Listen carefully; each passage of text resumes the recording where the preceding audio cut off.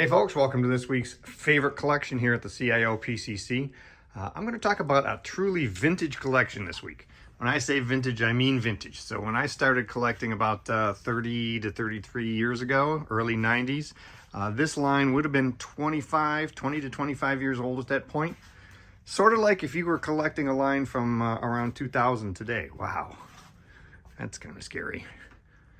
But this line is called the Best of the West by Marx. They actually did, here down at the bottom, I have a nice nifty little poster they had. They used to come in the boxes of the various figures in the line. I am not a completist with Best of the West.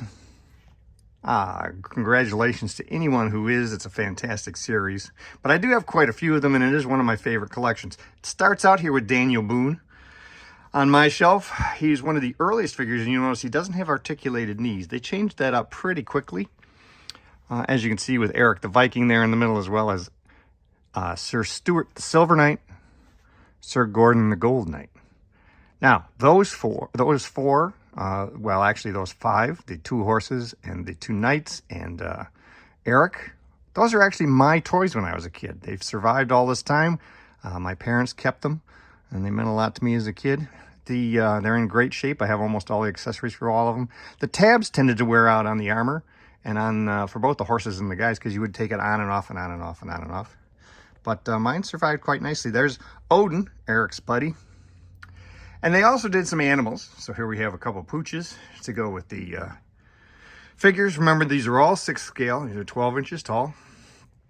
And it was Best of the West, so here we have Native Americans. The first 3 are 3 different versions of Geronimo.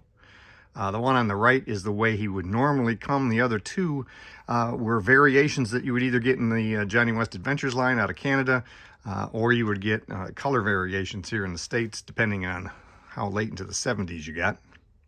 Princess Wildflower was the female version of the Native Americans, and then we have 2 versions of Chief Cherokee. My favorite of the Indians was, of course, Fighting Eagle. He's the one with the mohawk there in the back. He was pretty cool, but he only came one way. General Custer's next, and we've got a ton of Custers over the years. Bill Buck, he was a scout there in back. And now there's a number of other, Zeb Zachary, and another of different military figures, Civil War figures, Calvary figures. But the 2 that I really want to point out here are the 2 versions of Sam Cobra.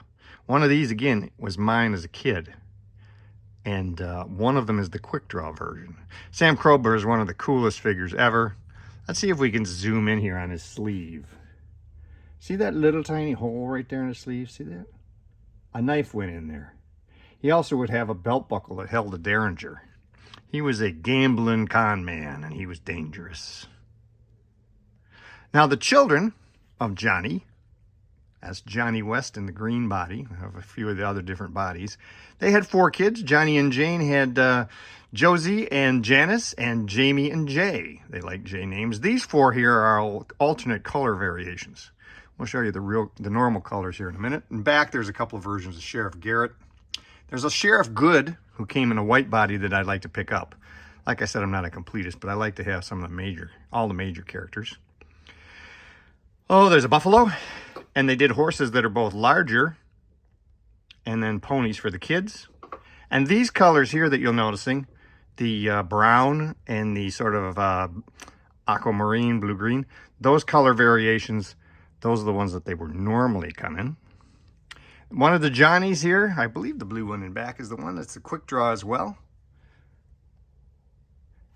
And there's the lovely Jane. This Jane West is actually my wife's toy. She took very good care of it.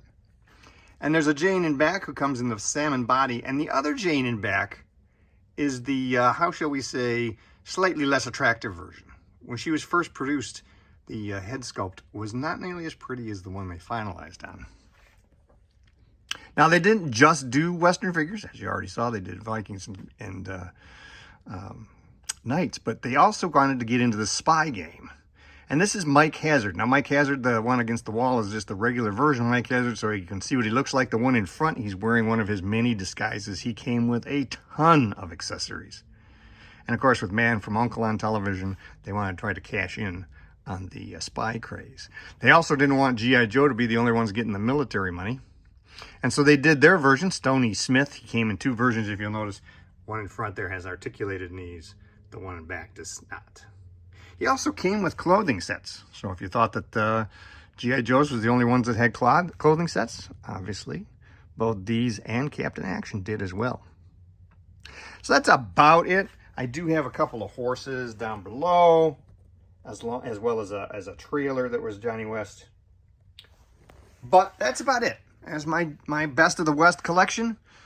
Several of the pieces from when I was a kid, and I've added in other pieces over the years. Let me know if you have any fond memories of the Best of the West or any of the other Marx figures. And make sure you subscribe, and I will talk to you next week.